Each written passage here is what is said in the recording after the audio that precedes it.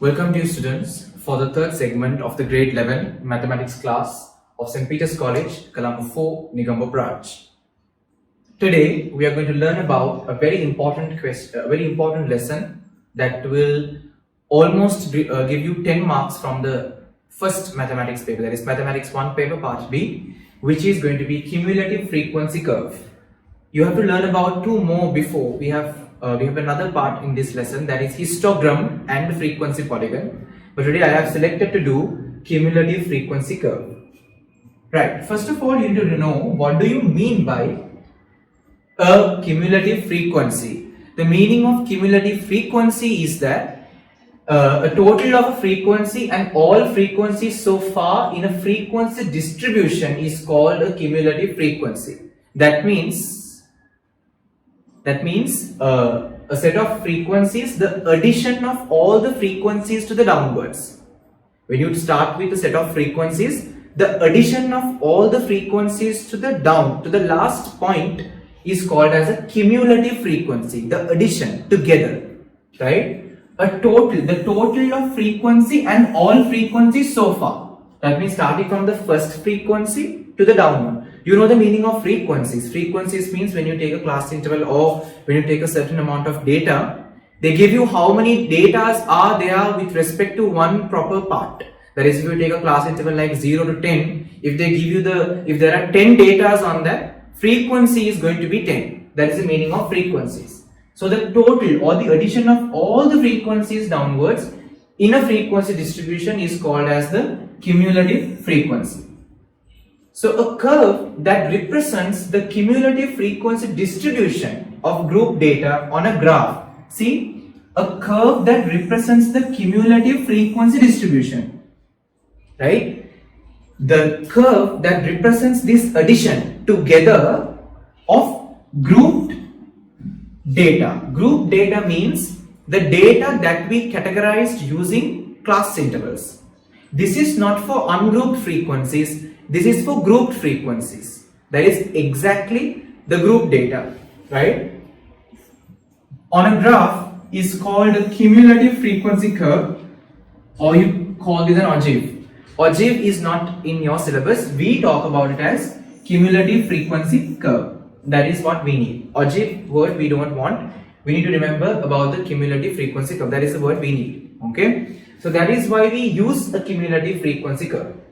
Representing cumulative frequency data on a graph is the most efficient way to understand the data and derive the results. See, very simply, if I explain you, cumulative frequencies are used to show data. In the previous years, you have learnt about mean, how to find the deviation and stuff. From that, we are going to take results. Cumulative frequency curve is a method of representing data. You are going to show the data to somebody, right? So that is why they say representing cumulative frequency data on a graph is the most efficient way to understand the data and derive results. Whatever the results you want to take, you can get the results very easily and very efficiently when you mark them on a cumulative frequency curve. Okay. Now, at the very beginning of the question, we have learned this in questions. So no need of, there is no specific theory you want to apply. Just the questions are enough, right? If you take in example number 1. So they are giving, first of all, they are going to give you a frequency table. That is a general structure. So the following is a frequency distribution of the marks in mathematics of 32 students in a class. Let us draw its cumulative frequency curve. So we are going to draw the cumulative frequency curve for this data. So first you have to check, see the marks have been given 0 to 10, 10 to 20, 20 30, 30 40 and then 40 50. Once you get the table, this frequency table, the first step we are going to use, or the first step we are going to do is not this one, this. First, create a cumulative frequency table to the given table. This is the table they gave, right? 0 to 10, 4, 10 to 20, 6, 20 to 30, 10, 30 to 40, 9, 50 to 40 to 50, 3. That is the frequency table they already gave us. To this table they already gave, we need to form the cumulative frequency line or the cumulative frequency column. That is on us. We have to do this part. Okay. Cumulative frequency column we need to prepare. So let's see how we are going to prepare the cumulative frequency column. To prepare the frequency column, first frequency should be written as it is. Okay. First frequency should be written as it is. Then using the zigzag method, add the numbers. That means add this number with the second one and put the answer here. Add these two, add this number. Wait, there is no addition here, sorry. Right? So here, add this number, put the first number as it is. Add the first number and the second number, put the answer. Add this number and the other number and put the answer. This number and the other number and put the answer. This number and the other number and put the answer. Right? You need to act in the zigzag method. So 4 you have to put as it is. 4 plus 6, 10. 10 plus 10, 20. 20 plus 9, 29. 29 plus 3, 32. So in the zigzag method, we are going to add all the numbers and we are going to write it. After you write your cumulative frequency column, that is easy. After you create your cumulative frequency column, you have to form the required ordered pairs. How to get the ordered pairs? You can see I have highlighted, right? I have highlighted two numbers from each side. I have to select the upper class limit of class intervals. I hope you know the meaning of class limits. If I consider this class interval, this is called the lower class limit. This is called the lower class limit, and this is called the upper class limit. Always, when you take the two limits of a class interval, or when you take the two numbers of a class interval, remember very carefully, you take the upper class limit, and there are two limits, that is the lower class limit and the upper class limit. In this question, we need only the upper class limits. That is why I have highlighted all the upper class limits in another color. Also, you can see I have highlighted the cumulative frequencies in another color. Why I have taken like that is, when you are creating the ordered pairs, when you are going to make the ordered pairs, remember very carefully, you have to take, for the x-axis, we are taking the upper class limit. See, we are taking the upper limit of the class interval as the x-axis. So this line we are going to take as the x values: 10, 20, 30, 40 and 50. Okay, we will take them as the x values. As the y values, we will take the cumulative frequency part. As the x values, we are going to take the upper class limit of the class interval. As the y values, we are going to take the cumulative frequency, that is 4, 10, 20, 29 and 32. That's all. That's what we are going to do. So first, the first step in drawing a cumulative frequency is, when you get the table, first thing you need to fill up the cumulative frequency column. In the exam, if they do not give you a column, you have to draw the column, but mostly when they ask you to draw a cumulative frequency, they already give you that column, right? So what you should do is, you have to fill it up. How to fill it? Take the first frequency, then using the zigzag method, you have to add and put the answer. 4 will add with the second one, then that answer. 10 will 10, then 20, 20 plus 9, 29, 29 plus 3, 32, right? So after that, you are going to take the required ordered pairs. How do you take the ordered pairs? You take the, for the x-axis, you are taking the upper class limits of the class intervals. For the y-axis, you are going to take the respective cumulative frequencies. After you get that, what we do is, you have to draw the graph. When you draw the graph, you will get a square ruled paper, right? That is, they will print a square ruled part on the paper. So see, as the x-axis, you have to mention the upper class limits of the intervals. You have to mention that, or else marks will be reduced. And in the y-axis, you have cumulative frequency.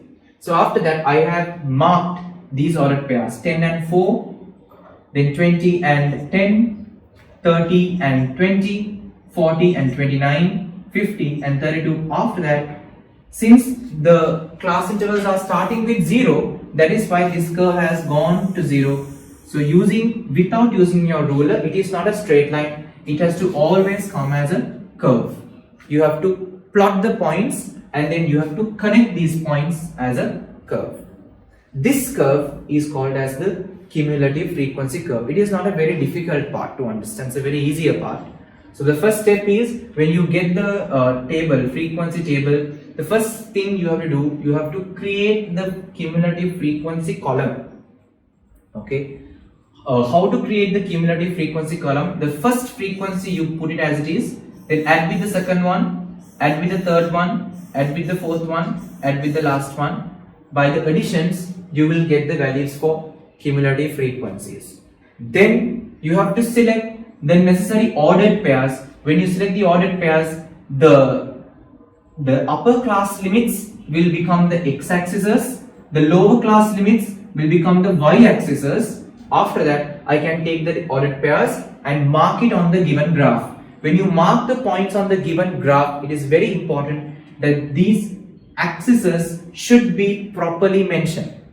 The axes should be properly mentioned. Mention the axes properly and then plot the points and draw the curve.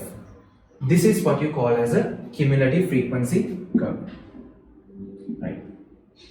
Now, a very common question they ask you to find in frequency district in these cumulative frequency curve is, part A will be probably draw the cumulative frequency curve. Generally under part B, they ask you to find the quartiles. The quartiles, the meaning we have learnt in the histogram lesson, but here finding quartiles using cumulative frequency curves.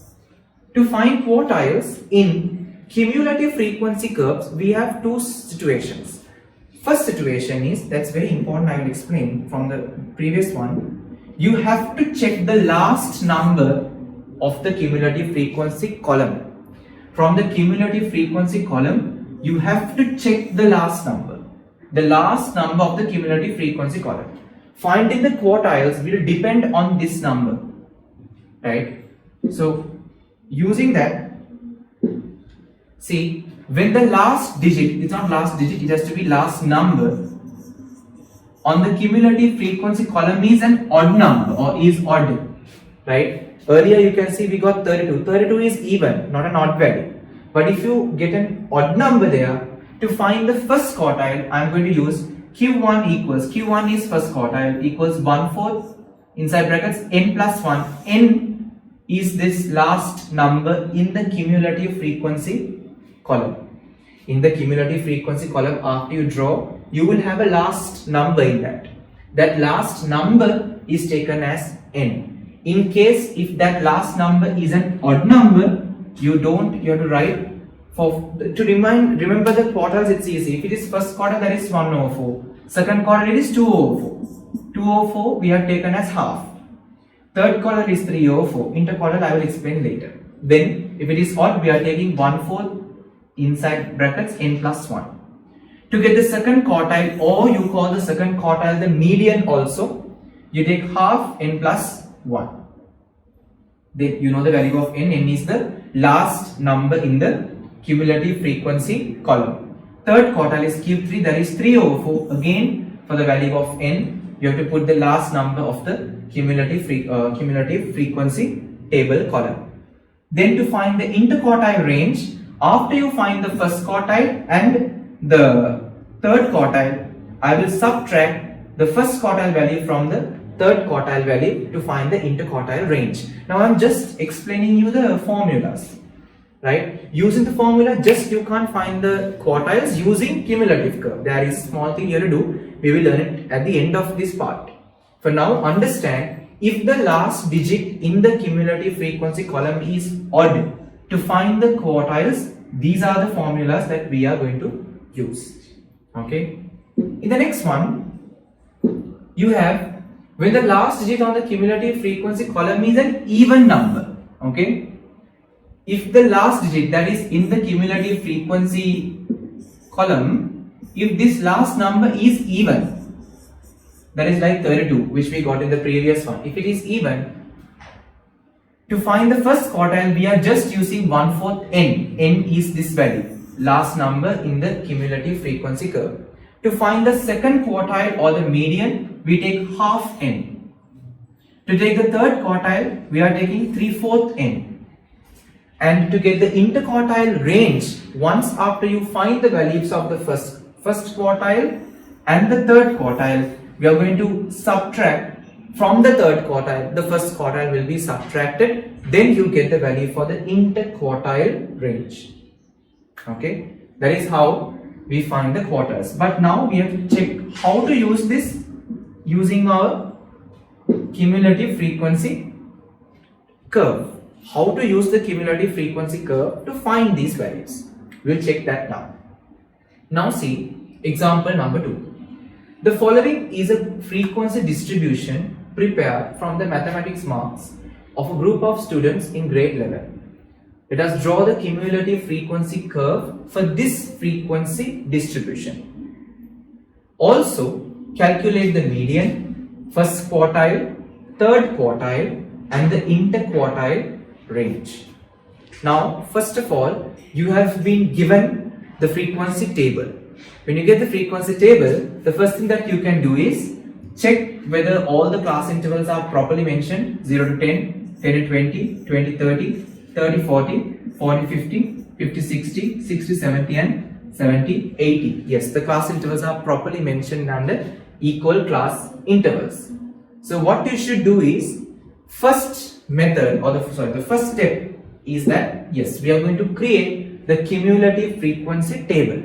How to create the cumulative frequency table?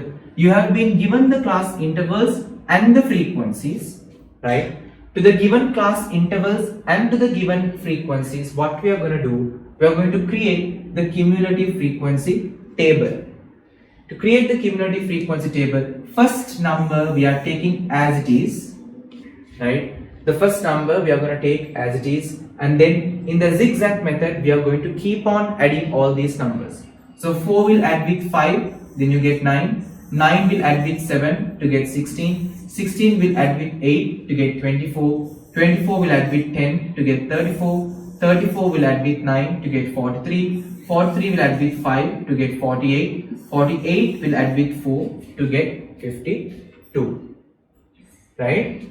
This is how you get the cumulative frequencies using the zigzag method. We add the first one, we have to put as it is. Okay, the first one we have to put as it is, and then you have to keep on adding the frequencies.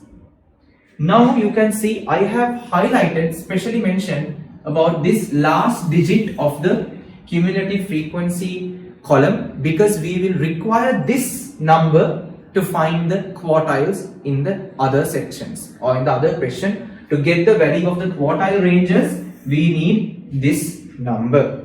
Okay, so now see what I am going to do.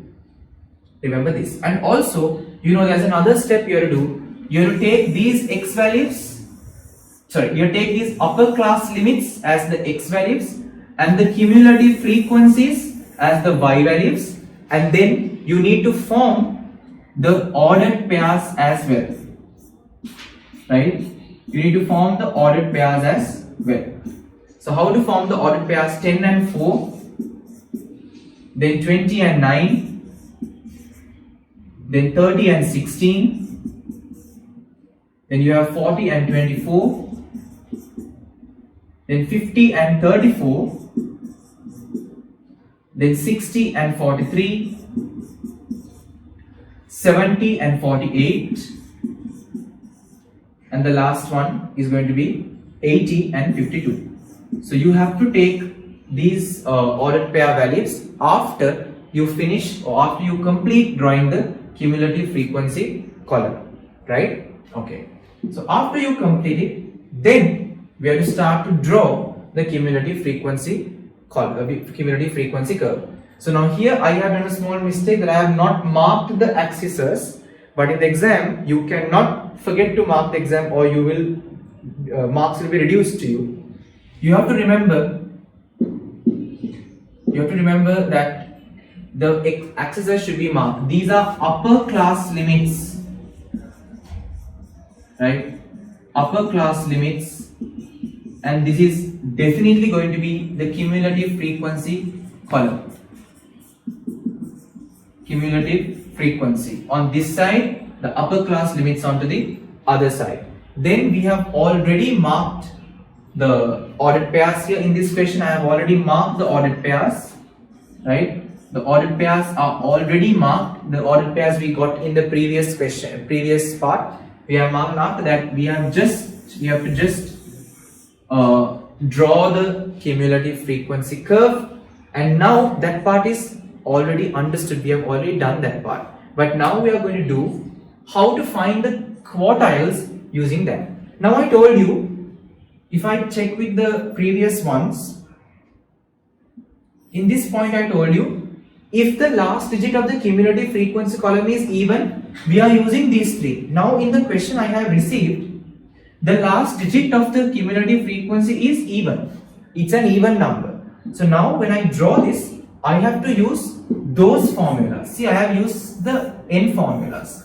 The reason was the n value I have got, that is 52. See, the 52, that is the value at the end of the cumulative column I received.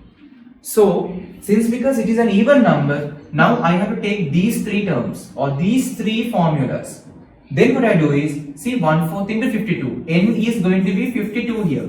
That is the last, in our previous frequency table we wrote 52 was the last digit in the frequency table. So we take it as 52. And then when I simplify, so for every place of n I have added 50, I have put 52. When I simplify each, see, 4 times 1, 4 times 13. That is what they have given as 13th position. Now we are going to find the first quartile. See, 13th position. 4 times 1, 4 times 13. Then first of all, when you simplify, you will get a value. Go and find that value from this curve. So 13 is here, right? That is the first value, 13th position. From the 13th position, draw a line to the curve and see the x value. That is going to be the first quartile, right? Apply the formulas I have asked to apply from the even number quartile formulas. That is 1/4 into n. 1/4 into n value is 52 now.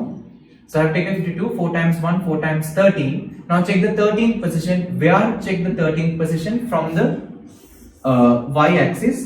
Go through the y-axis, check 13. From 13, draw a line and check the x value from that. That answer will be the first quartile. To get the second quartile, now see, I have taken half of n, that is half times 1, half times 13, 26, right? Here I will get the answer as 26. When I divide half, divide by 52. Then that is going to be 26. So now I have checked the 26th position. I will go through this and go to 26, that is this point. Check, draw a line till it meets the curve and check the down number, right? Draw a line till it meets the curve and check the down number. That is going to be 42 according to that given answer. Take the value of n, substitute it in that. N we are taking from the cumulative frequency column the last number, that is taken as n. Instead of n, go and substitute that value.